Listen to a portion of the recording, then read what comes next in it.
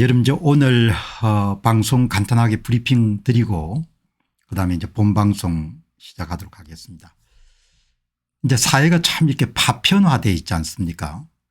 파편화되어 있고 이제 그다음에 이제 어떤 사회적 이슈 같은 게 생기게 되면은 이제 사실이나 이런 부분을 꼼꼼하게 이렇게 규명하기보다도 그냥 자기가 속한 그런 진영 이익에 맞춰 가지고 그런 뭐 참도 거짓이 될 수 있고 거짓도 참이 될 수가 있으니까 이제 이 동해 가스전 문제는 처음에 이제 윤 대통령의 국정 브리핑에 등장할 때부터 조금 석연치 않은 그런 점들이 있었지 않습니까?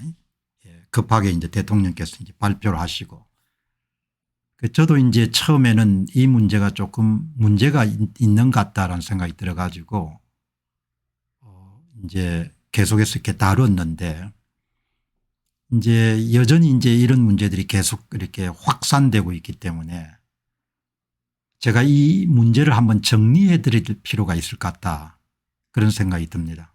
그래서 이제 오늘은 뭐 동해 가스전의 검증 문제를 다루는데 이제 오늘 다루고 그다음부터는 그렇게 뭐 이 문제를 크게 다뤄야 될 그런 주제는 아닌 것 같습니다. 전문가 영역이니까.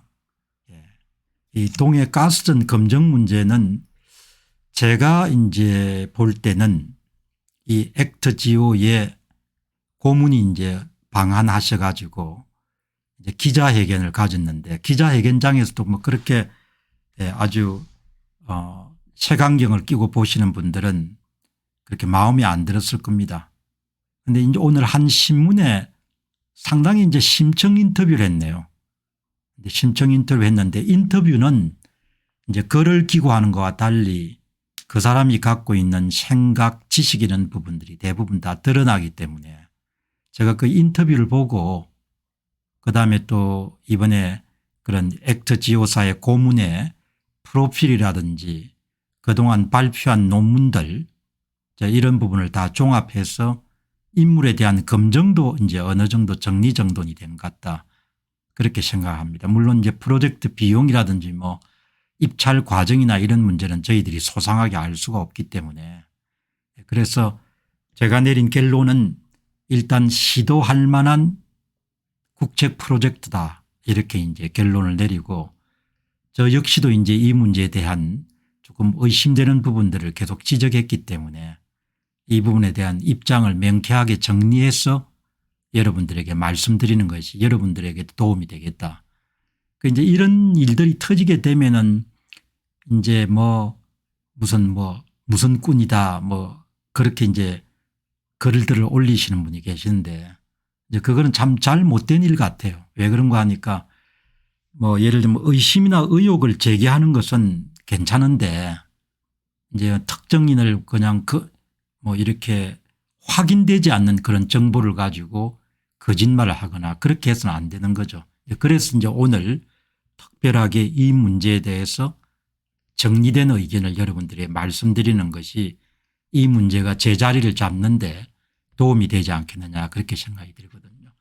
물론 정치하시는 분들은 특히 더불어민주당 측은 이 동해 가스전을 계속해서 이제 정쟁의 그런 도구나 이런 걸 삼아 가지고 계속해서 이득을 볼 그런 뭐 동기가 있지 않습니까? 이제 그럼에도 불구하고 제가 이해관계가 전혀 없는 입장 그리고 관에 뭐 몸을 담고 있지 않는 그런 사람의 입장에서 이 동해 가스전은 도전해 볼 만한 그런 국책 프로젝트다.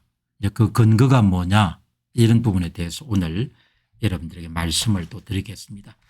그리고 이제 이 액트지오 고문께서 미국 휴스턴에 있는 라이스 대학교에서 1997년도인가 조금 이따 살펴보겠습니다. 97년도에 이제 지질학 관련된 그런 박사학위를 받았는데 그 이후에 프로필을 쭉 이렇게 검증을 해보니까 뭐 2023년까지 계속 그런 석유 탐사와 관련된 그런 지질 구조에 대한 연구 논문들을 공저 형식으로 계속 이렇게 변했기 때문에 제가 지질학 전문가는 아니지만 그 프로필이나 이런 것을 모두 다 종합해 볼 때 이 액터 지오사의 고문이 하고 그 팀들이 내린 과학적인 진단에 대해서 신뢰를 둘만하다 이렇게 이제 결론을 내린 겁니다.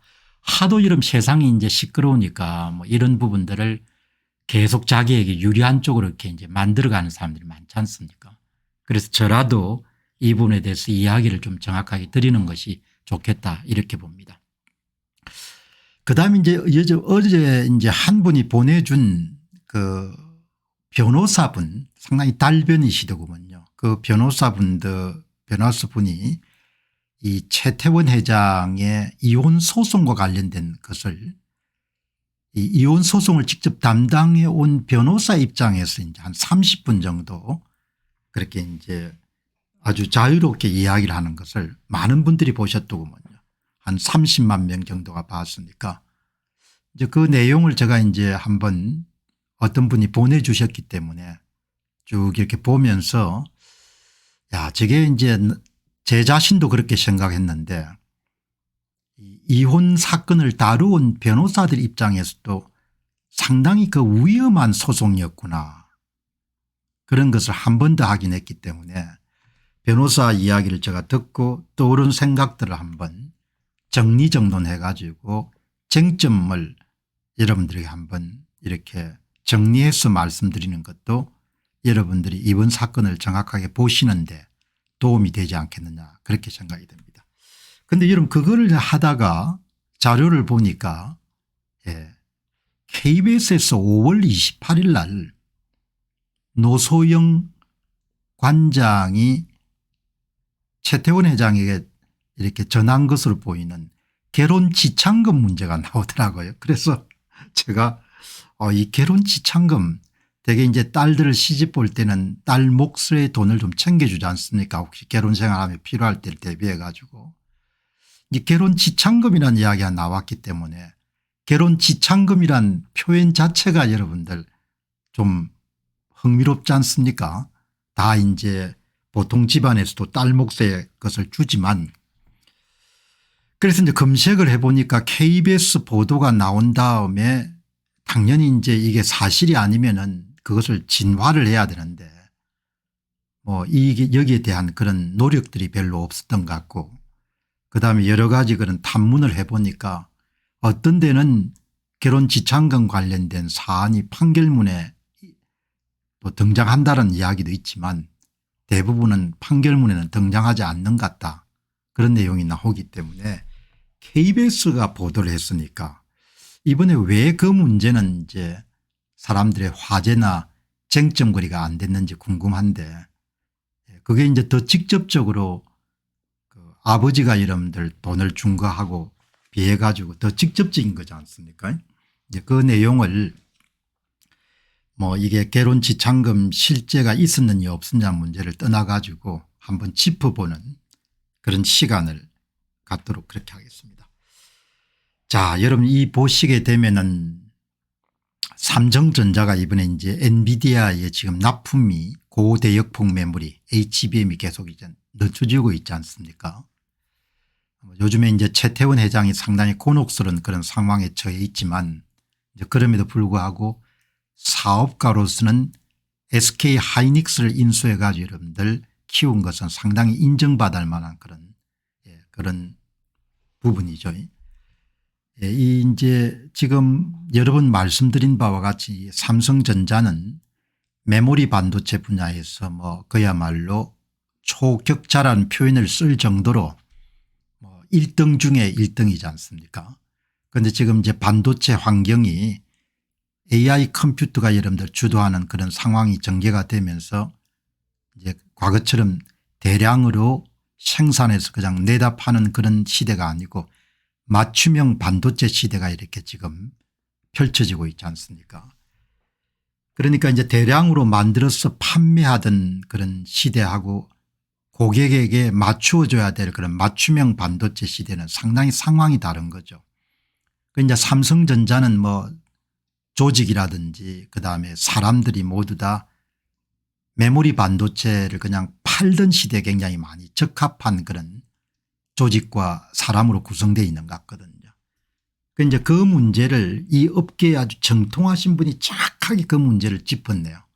예, 그래서 이게 이제 삼성전자가 새로운 환경에 아주 잘 적응해 나가는 부분들이 만만치 않은 과제겠구나 그런 생각이 들고, 또 삼성전자의 구조 자체가 이제 종합 반도체 메이커지 않습니까? 삼성전자가 지금 파운드리를 일찍 시작했지만 그렇게 성과를 많이 못 내는 것도 뭐 이제 종합 반도체 회사니까 뭐 엔비디아라든지 애플이라든지 이런 데서 본인들이 만든 GPU나 뭐 그다음 NPU 같은 것을 파운드리 회사에 맡기면 정보가 유출이 될 수 있지 않습니까? 이제 그런 문제를 아주 종합적으로 잘 정리정돈하신 분이 계시기 때문에 어제 슈퍼갑의 파렴치함, 한미 반도체와 삼성전자의 그런 특허 소송과 관련된 것을 이어가지고 여러분들에게 말씀을 좀 드리도록 그렇게 하겠습니다. 이제 오늘 방송 보시는 분들이 한번 함께 좋아요를 한번 눌러주시고 그다음 방송 시청해 주시면 좋겠습니다. 자, 여러분이 보시게 되면은 뭐 이제 지금 보다시피 이 동해 가스전 문제가 발생했으면은 이제 기본적인 자세가 좀 이렇게 성실해야 되지 않습니까? 그러니까 자기가 속한 어떤 정파라든지 정치적 이해 집단하고 이렇게 생각을 같이 하면 안 되고, 실체적 진실이 뭐냐 사실이 뭐냐 이렇게 따져야 될 거 아닙니까? 그게 좀 미흡한 것 같아요. 그래서 오늘 제가 동해 가스전 검증 문제를 한 번 정도 명료하게 말씀을 드려야겠다고 생각한 것도 뭘 이렇게 사실을 보려고 하는 노력이 있어야 될 거 아닙니까? 이게 사실이 뭐냐, 이 사람들이 참 믿을 수 없는 사람들이냐 아니면 진짜 전문가냐 이렇게 사실을 규명하려고 하는 그런 노력들이 있어야 되는 거죠. 얼마 전까지 제가 많이 다뤘던 선거 문제도 마찬가지지 않습니까? 사실이 뭐냐 이게 중요하지 않습니까? 사실이 뭐냐를 이렇게 규명하려고 하는 그런 마음가짐이나 태도나 이런 부분들이 비용도 줄이지만 갈등도 줄일 수 있지 않습니까?